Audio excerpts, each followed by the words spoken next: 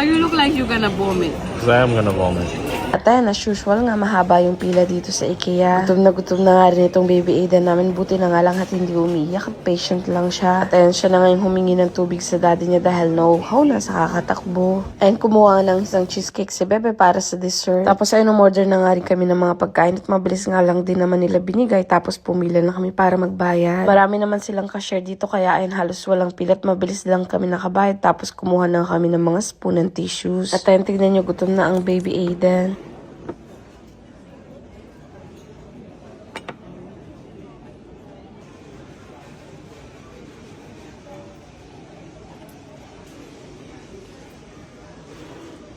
You put the whole thing in there. Pati itong daddy niya nagugulat sa kanya dahil nga ayan, subo lang siya ng subo.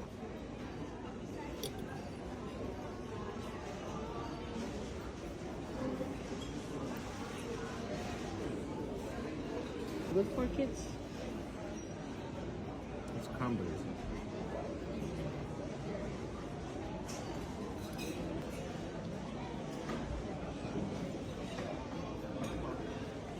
The way he eats. Oh.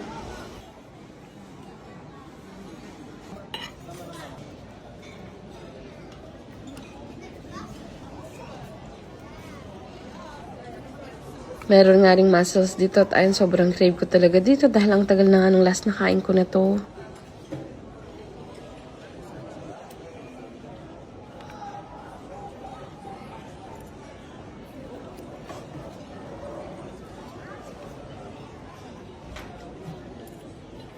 So happy.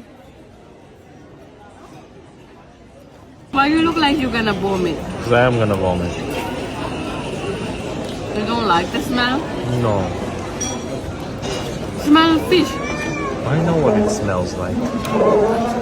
So good.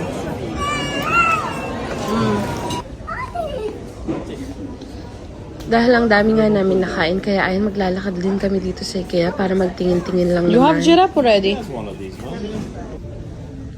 Another giraffe, Dada. Yeah. How many giraffe you want? That's bigger? You want? He wants bigger giraffe.